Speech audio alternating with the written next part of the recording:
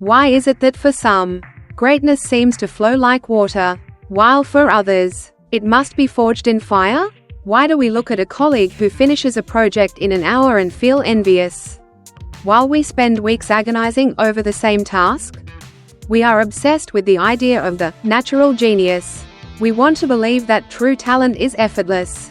But history offers us two conflicting answers to the question of how greatness is made.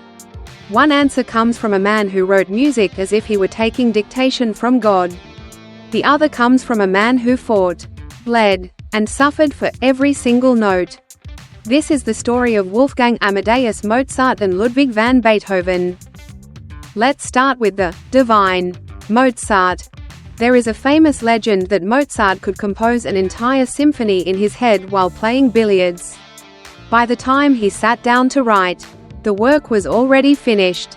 He wasn't creating on paper, he was simply transcribing.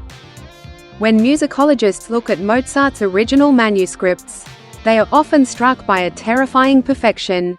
The pages are clean, there are almost no cross-outs, no corrections, no hesitation marks. It looks as if the music just poured out of him, fully formed.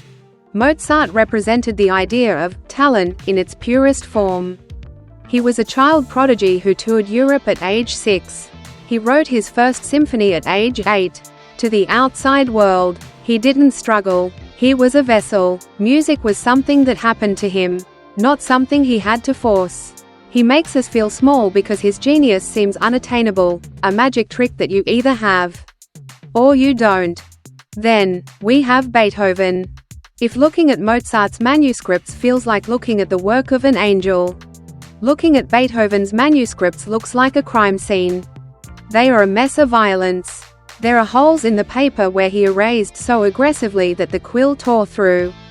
There are sections crossed out with such rage that the ink is splattered across the page.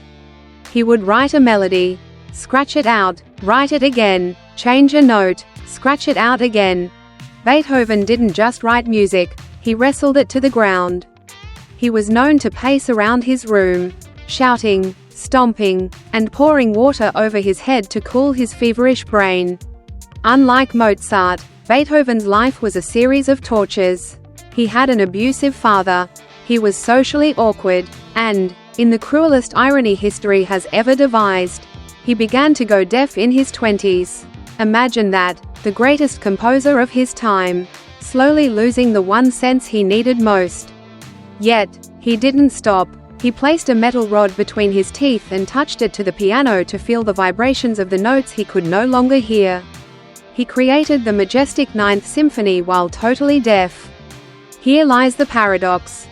If you listen to Mozart's Jupiter Symphony and Beethoven's Fifth Symphony back to back, can you tell which one was easy and which one was hard?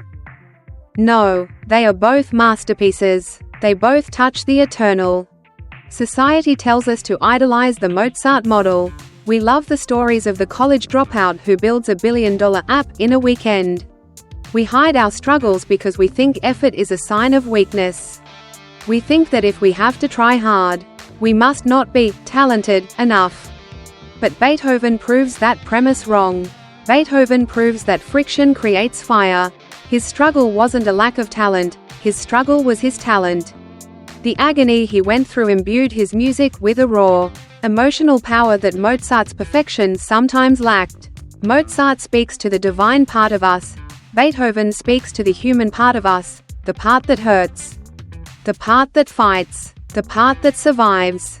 So, who are you? Are you a Mozart, waiting for the lightning bolt of inspiration? Or are you a Beethoven, willing to sit in the chair and revise your work until your fingers bleed? The truth is, we need both, but for the vast majority of us, we are not Mozarts. We are not touched by the divine. We are Beethovens. We have to show up. We have to cross things out. We have to make mistakes. Don't let the myth of effortless talent stop you.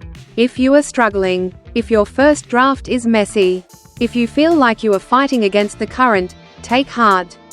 You aren't failing, you are just composing your symphony the Beethoven way.